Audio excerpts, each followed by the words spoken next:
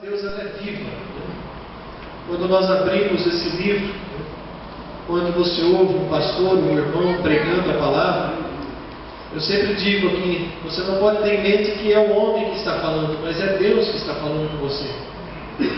Pelo privilégio, pela graça de Deus, a gente pode ser instrumento, mas é a palavra de Deus e nós não podemos fugir da palavra de Deus.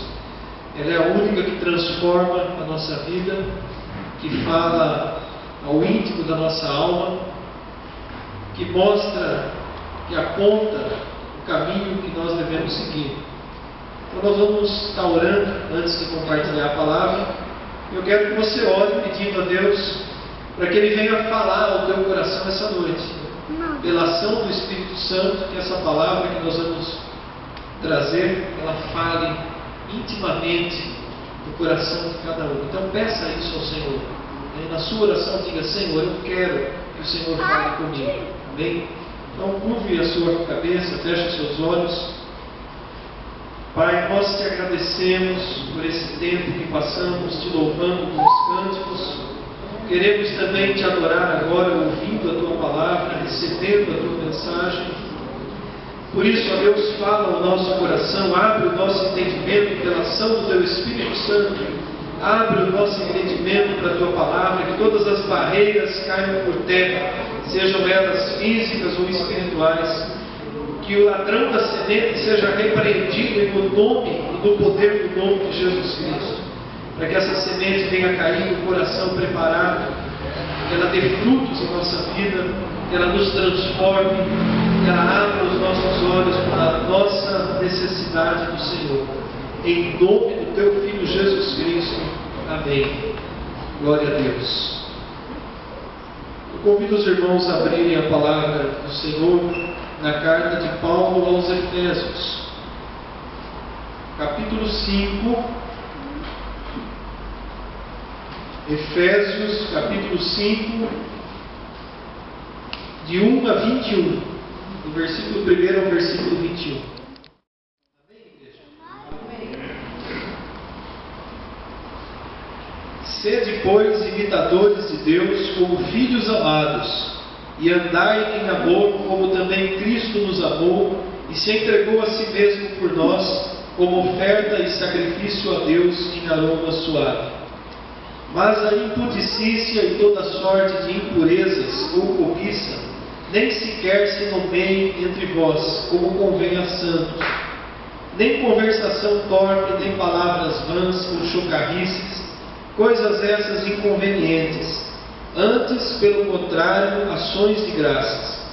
Sabei, pois, isto: nenhum incontinente ou impuro ou avarento que é idólatra tem herança no reino de Cristo e de Deus. Ninguém vos engane com palavras vãs, porque por estas coisas vem a ira de Deus sobre os filhos da desobediência.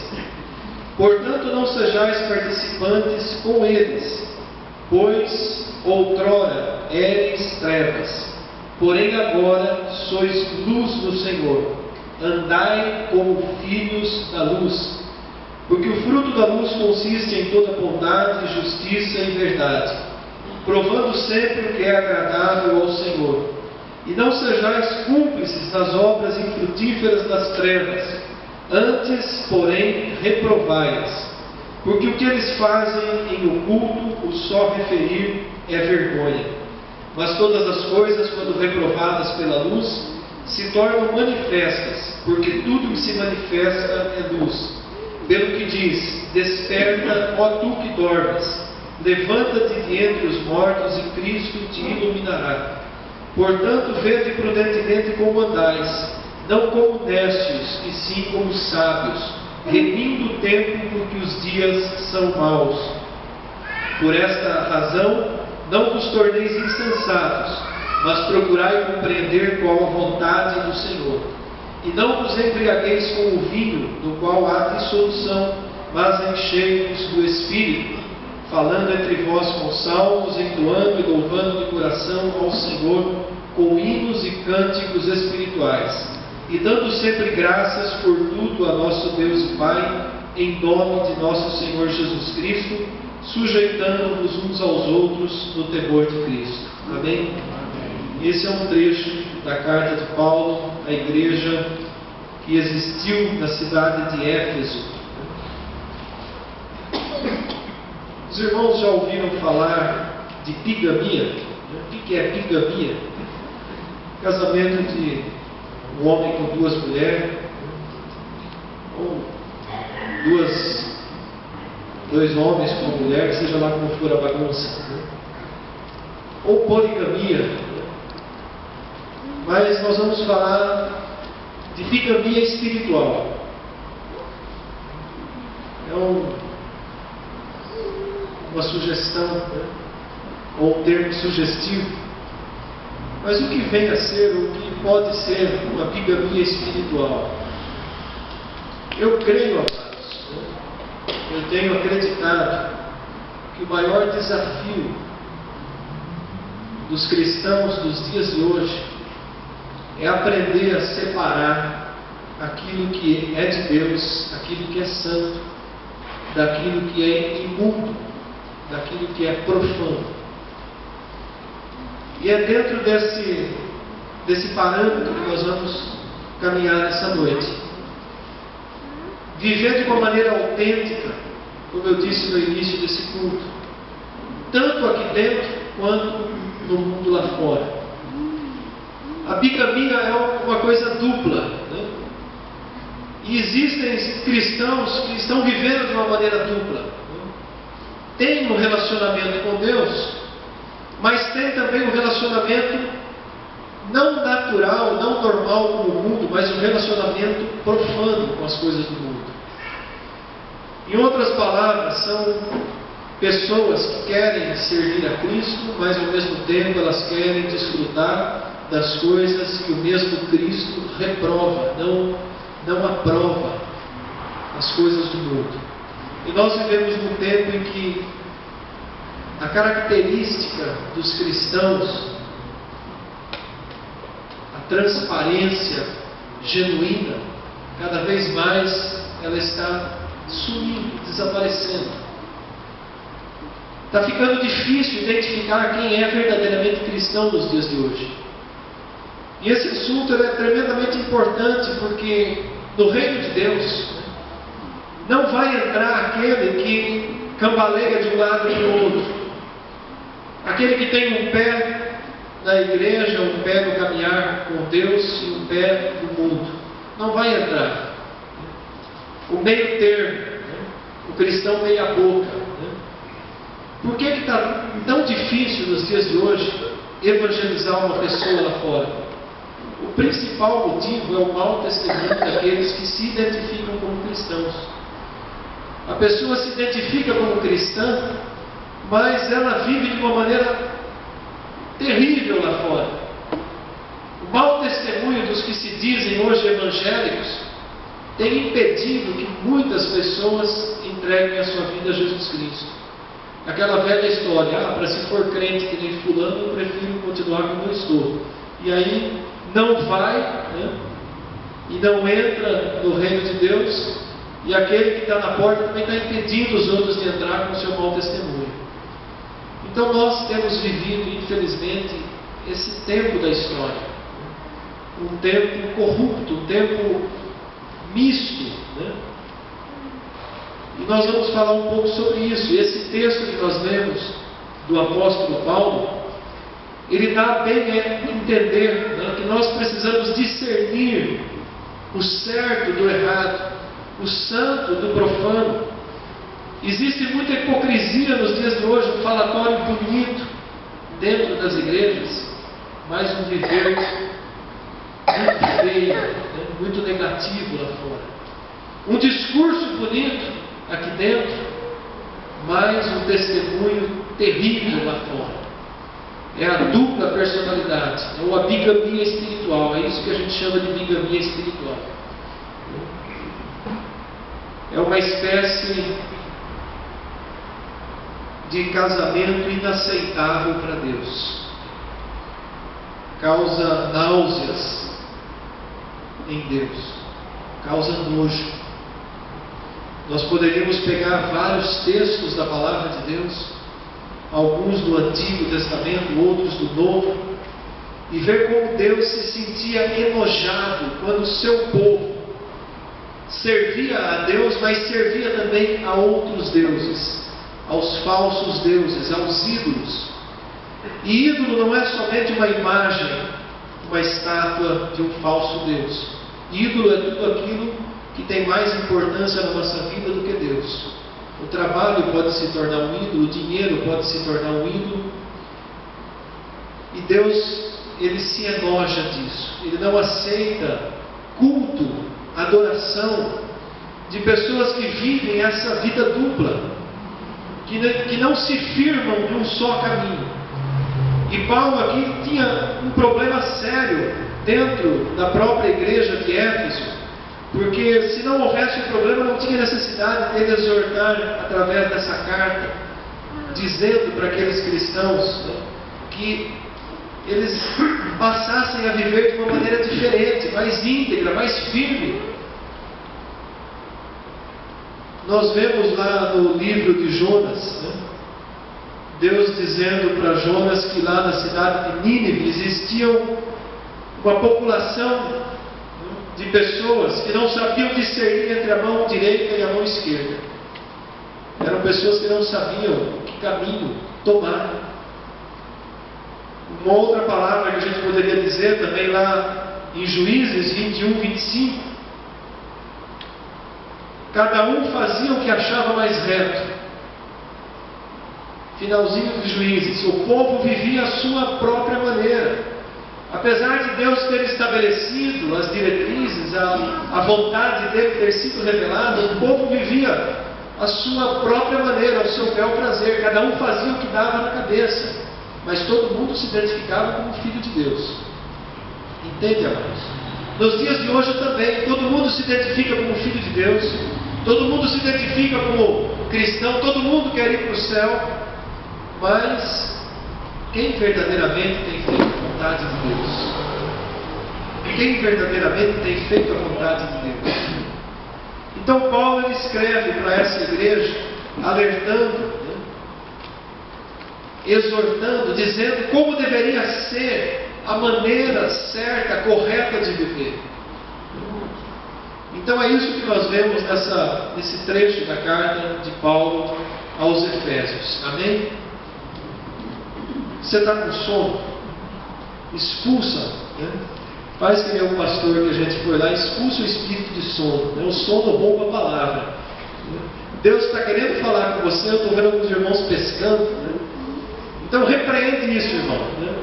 Porque a gente começa a orar, começa a fazer alguma coisa, dá sono, né? Isso é uma ação espiritual contrária, a não ser que o irmão esteja muito cansado porque o dia foi muito trabalhoso, né?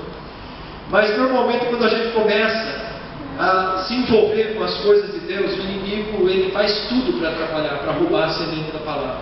Então se você está com sono, fala: Senhor, tira esse sono de mim agora, só depois da meia-noite que eu quero dormir. Amém? Mas veja bem o que Paulo diz aqui. Ele começa dizendo assim: sede, pois, imitadores de Deus como filhos amados.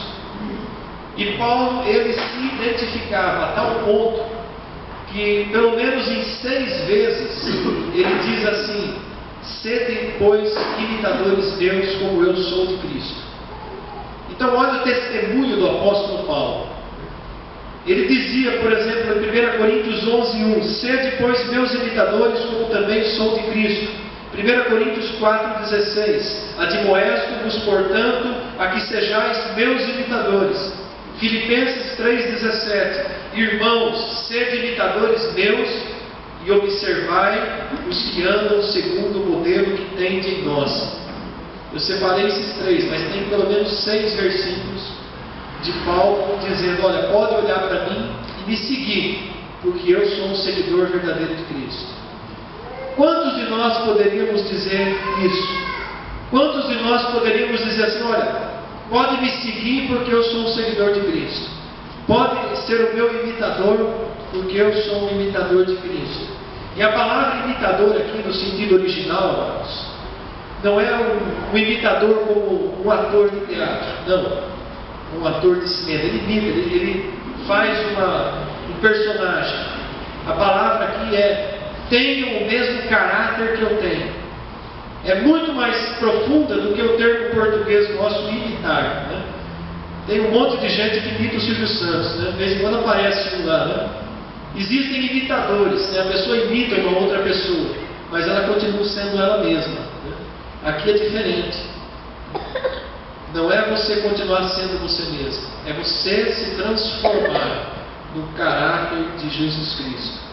Paulo já tinha experimentado essa transformação, por isso ele fala: pode ser igual a mim, tem o mesmo caráter que eu tenho. E Paulo estava dizendo isso para cristãos, para membros de uma igreja.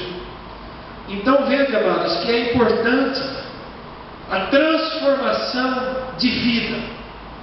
Eu só posso dizer verdadeiramente que eu sou convertido a Cristo depois que eu posso testificar, testemunhar que a minha vida é transformada.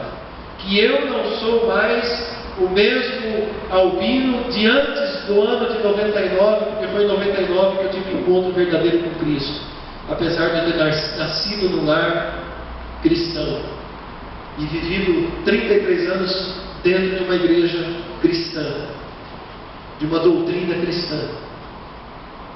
Mas foi com 33 anos, em 99, que algo aconteceu na minha vida que me transformou de dentro para fora. E se eu olho para mim hoje, eu vejo que eu não sou mais aquela pessoa que eu fui no passado. E que a cada dia eu percebo que Deus tem agido e me feito melhor. Não por esforço meu, mas por misericórdia e graça de Deus.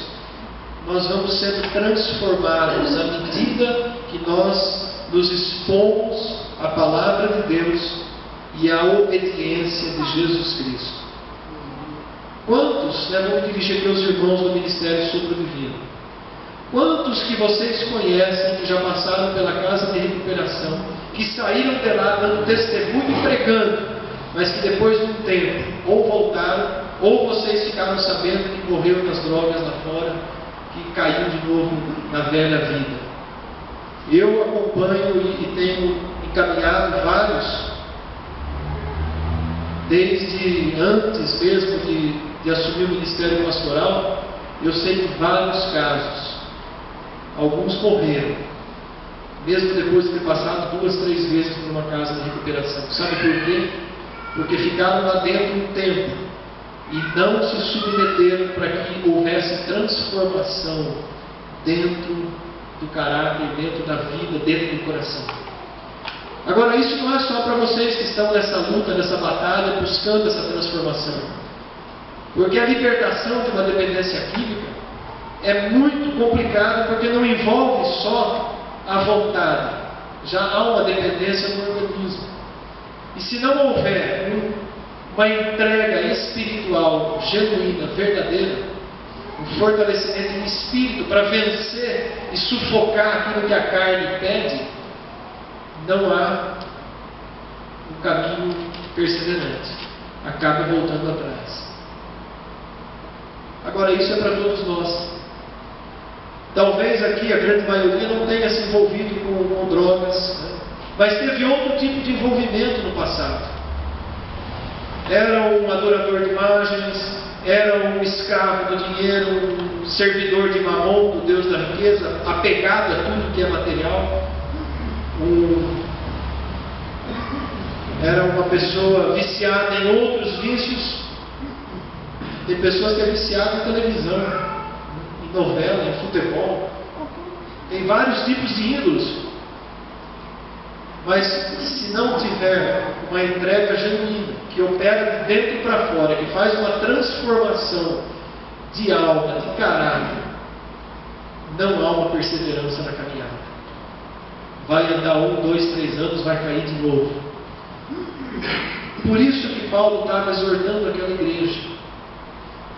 Notem que ele começa a dizer para aquelas pessoas, e para nós hoje, que era necessário abandonar as coisas do passado.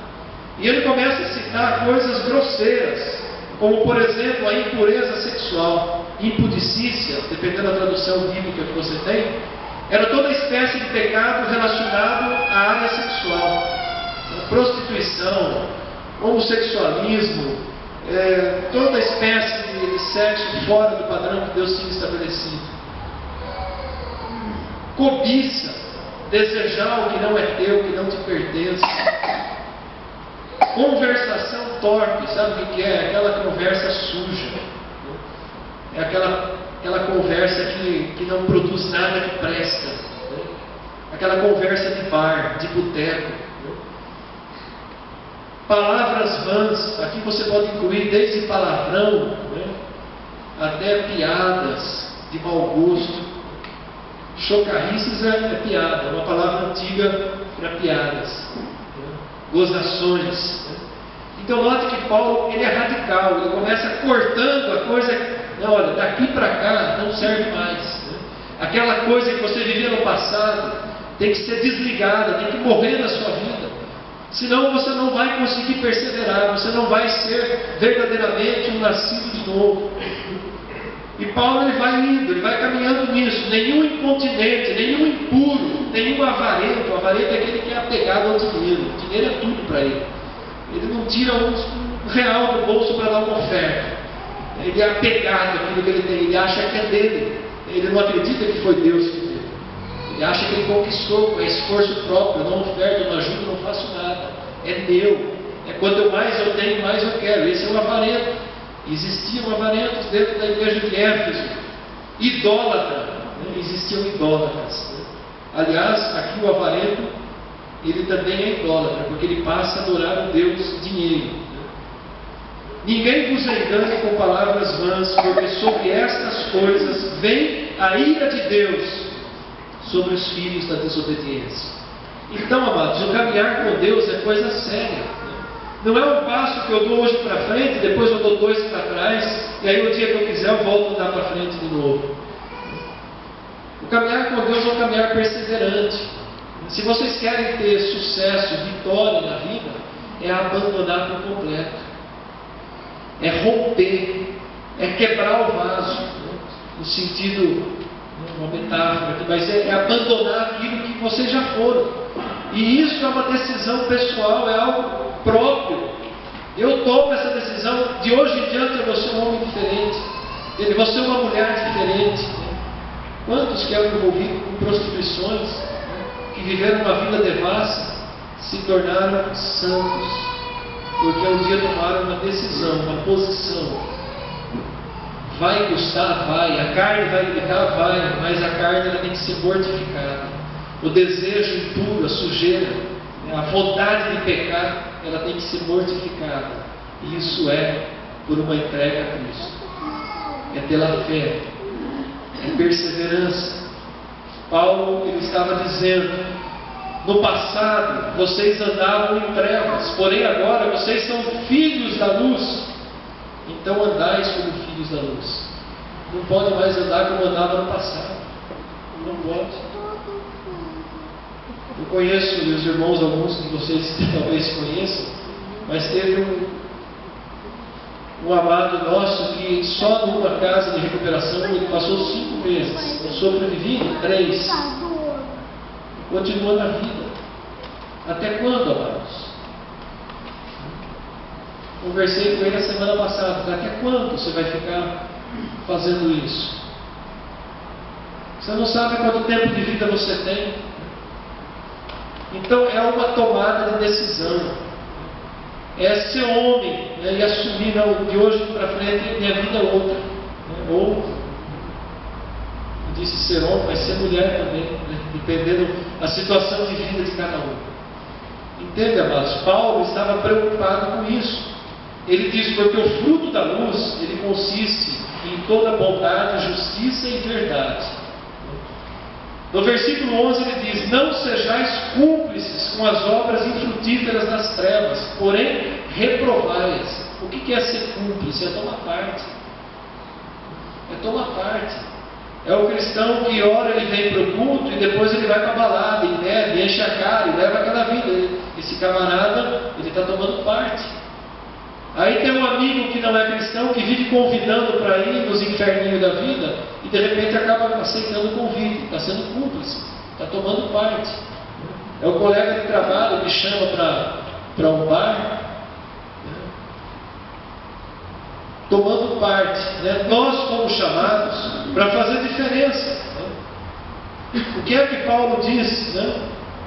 Vede prudentemente como andais, não como necios, mas como sábios. Necios a gente podia traduzir não como ignorante, ande como uma pessoa sábia. Em outras palavras, não seja burro de fazer aquilo que vai te levar para a morte, aquilo que vai te afastar de Deus. Seja sábio, seja prudente. Aproveite o tempo, porque os dias são maus. A palavra remindo significa aproveitar as oportunidades. Remindo o tempo, aproveite enquanto há tempo de consertar, de colocar a casa em ordem, porque os dias são maus. Nós vivemos dias maus. Paulo estava dando uma série de conselhos para a igreja. Para quê? Para que aquelas pessoas perseverassem no caminho estabelecido, no caminho de Cristo, porque é o único caminho que nos traz vida. Aquilo que o Senhor Jesus estabeleceu é o único caminho que nos dá vida. O que é que ele diz? Muitos estão caminhando pelo caminho espaçoso e vão entrar pela porta larga, mas aquele caminho espaçoso e a porta larga, ela dá no inferno. Mas o caminho estreito e a porta apertada, são poucos que acertam com ele. Ele estava dizendo, o caminho fácil, a vida fácil, ou gozar a vida, ou viver do jeito que quer, é gostoso, é bom, mas vai levar para o inferno. Muita gente está indo por esse caminho. E muitos estão indo até achando que são cristãos e vão para o céu, mas estão andando debaixo do engano. Porém, ele diz, o caminho estreito, a porta estreita, o caminho apertado, ou seja, alcançar o céu é uma caminhada que exige esforço. A salvação que Cristo nos deu não nos custou nada, custou o sacrifício dele. Mas o perseverar é do homem. O buscar a santificação é nossa parte. O caminhar na perseverança, buscando, prova que nós nascemos de novo, que nós somos novas criaturas. Então Paulo, ele estava preocupado porque muitos dentro da igreja estavam vivendo essa vida dupla, essa bigamia espiritual. E ela não leva à salvação, ela vai levar à morte. Ele diz, não vos embriagueis com o vinho. Isso aqui não é apenas uma referência a se embriagar literalmente com álcool, com qualquer derivado alcoólico, também. Mas o vinho aqui representa as coisas que o mundo oferece, as coisas que trazem alegria. Porque o vinho, muitas vezes na Bíblia, estava relacionado à alegria. As festas de casamento do passado, elas eram regadas a vinho. Mas, ao mesmo tempo, ele diz, não vos embriagueis com o vinho.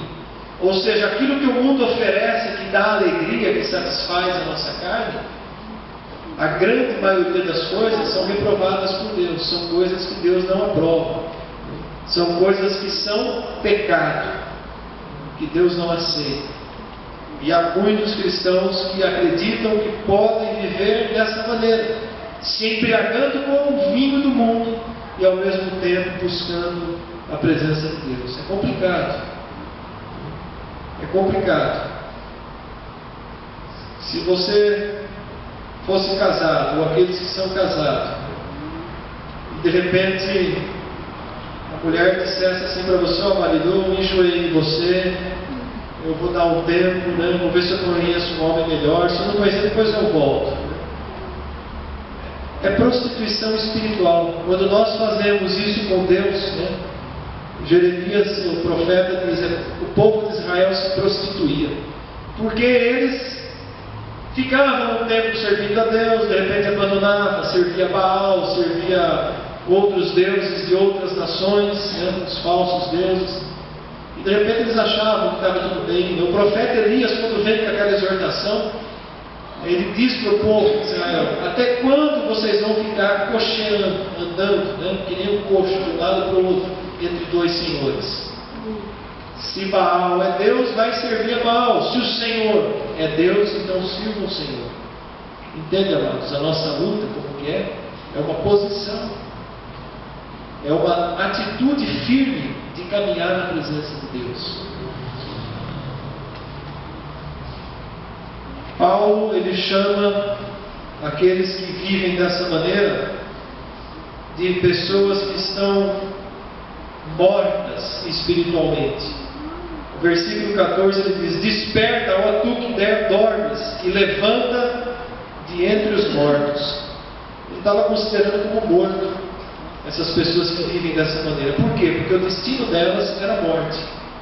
Então desperta, né? E Cristo te iluminará. Se você está em meio dormindo, ele não tomou essa posição, desperta, acorda, para que você caminhe na presença de Deus.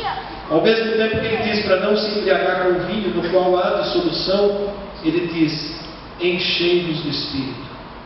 Escolha uma vida espiritual. Busque a presença de Deus.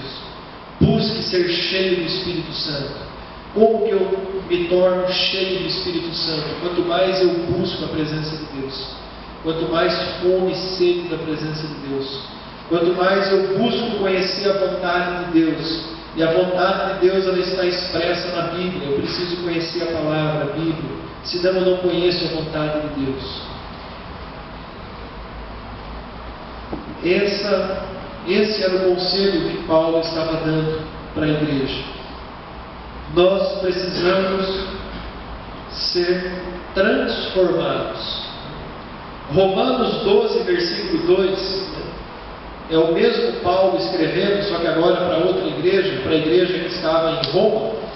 Em Romanos 12, 2 ele diz assim: e não vos conformeis com este século, mas transformai-vos pela renovação da vossa mente, para que experimenteis qual seja a boa, agradável e perfeita vontade de Deus. De que maneira que a minha mente vai ser transformada? De que maneira que eu vou conseguir abandonar todos os vícios, todos os maus hábitos do passado? Como que a minha mente pode ser transformada? Não me conformando, não tomando a forma do mundo. Em primeiro lugar, não tomando a forma do mundo. Para que eu não tome a forma do mundo e tome a forma do que Deus estabeleceu, eu preciso conhecer a palavra de Deus. A minha mente é renovada à medida que eu conheço a palavra de Deus. Jesus disse: e conhecereis a verdade vos libertará.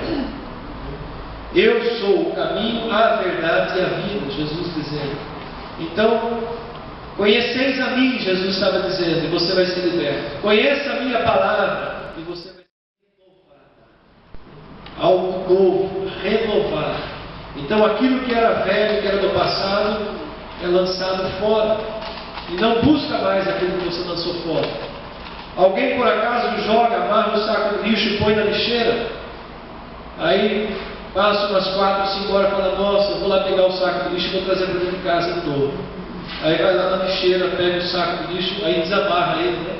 Para que o cheiro do lixo venha, e aí coloca no meio da sala. Buscar as coisas do passado é trazer o lixo de volta. Ninguém faz isso, em sã consciência não. É só uma pessoa louca que vai fazer isso. Então, depois de ter abandonado o pecado, o vício, a sujeira, por que voltar atrás e buscar de novo? Ah, mas aonde eu vou encontrar força para resistir? Enchei-vos do Espírito. Busca a presença de Deus. Por isso que é tão importante os 9, 10 meses que vocês passam separados, né, das coisas do mundo. É para criar uma nova mentalidade, criar uma mente renovada. Por isso que a palavra de Deus tem que ser trabalhada 24 horas por dia. Mas isso é para nós também, irmãos. Nós não vamos crescer espiritualmente se nós não buscarmos essa renovação da nossa mente pela palavra de Deus. Nós vamos, talvez, né, A terra, vamos para o céu, né? Mas vai ter um anão espiritual, vai um anãozinho, não cresceu, né? Ficou a vida inteira só tomando leitinho, nunca se aprofundou, né, no alimento sólido, na palavra de Deus, nunca deu frutos como poderia dar. Nós somos chamados para crescer espiritualmente, progredir. Tudo que é parado é esquisito, né? Ninguém abre um negócio para ele ficar parado, para não dar lucro. Já pensou, você tem um filho, você gera um filho, e o seu filho fica eternamente com 2, 3 aninhos. É gostoso quando ele está com 2, 3 aninhos, mas se ele ficar a vida inteira com 2, 3 aninhos, alguma coisa está errada. Tem que crescer, tem que virar homem ou mulher. A vida espiritual é a mesma coisa. Nós temos que crescer, progredir no conhecimento, na transformação da nossa vida. Ainda que o mundo ofereça 1001 coisas para nos arrebatar, para nos derrubar, nós precisamos ser diferentes. Nós somos filhos de Deus, fomos chamados para uma vida diferente. Eu quero encerrar essa mensagem com o último versículo. Eu quero que você abra a sua Bíblia nele. Filipenses 2:15. Esse outro versículo que também foi escrito pelo apóstolo Paulo, ele resume essa mensagem dessa noite.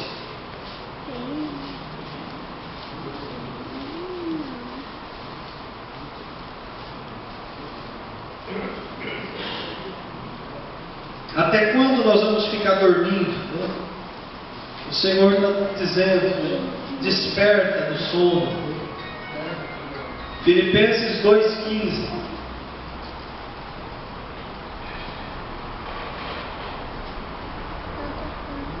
Para que vos torneis irrepreensíveis e sinceros, filhos de Deus inculpáveis no meio de uma geração pervertida e corrupta, no qual resplandeceis como luzeiros do mundo. É isso que Deus espera de cada um de nós, amados, né?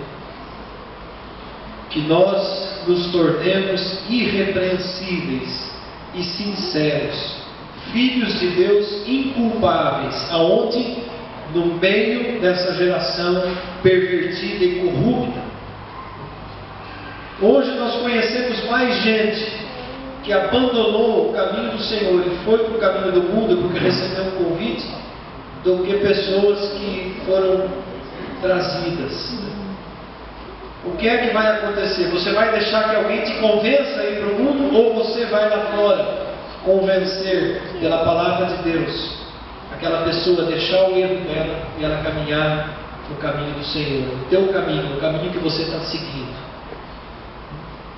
Que coisa linda, de repente, você chegar para alguém que você sabe que está indo para um caminho de morte, você conversar, testemunhar, falar para aquela pessoa do que Jesus fez na sua vida, e de repente aquela pessoa toma uma decisão e fala: eu quero ser igual a você, vou seguir você. Você é um exemplo para mim, a tua vida é um testemunho para mim. Isso é maravilhoso. E é isso que Jesus espera de cada um de nós, que nós sejamos luzeiros que resplandeçam no mundo, no meio desse mundo pervertido. Luzeiros, nós temos que ser uma lâmpada acesa nesse mundo de trevas. Então, a palavra de hoje, ela nos chama a atenção para a transformação de vida. Se eu sou um cristão, eu tenho que ser diferente. Eu tenho que viver como cristão. Eu tenho que falar como cristão. Eu tenho que amar as pessoas como o cristão ama. É isso que a palavra nos chama. Uma vida autêntica na presença de Deus. Não é uma vida de faz de pouco. É uma vida autêntica na presença de Deus. Aonde você esteja. Você pode estar viajando, estar sozinho, né? Está num outro lugar, vai fazer um curso na empresa, lá longe. Ninguém está me vendo, aqui eu posso deitar e rolar. Deus está te vendo, os olhos do Senhor estão sobre a tua vida. E aí você vai perder a oportunidade de continuar dando testemunho fiel. Quem são os verdadeiros cristãos nos dias de hoje? Nós podemos ser instrumento de Deus para a bênção de alguém ou para a maldição de alguém. Eu posso ser bênção quando através da minha vida alguém se achega a Cristo, mas eu posso ser maldição e maldito se por causa do meu mau testemunho eu levo alguém a se desviar do caminho do Senhor, ou a impedir que alguém se converta a Cristo. É pesado, mas é assim que funciona. Vamos nos colocar em pé, convidar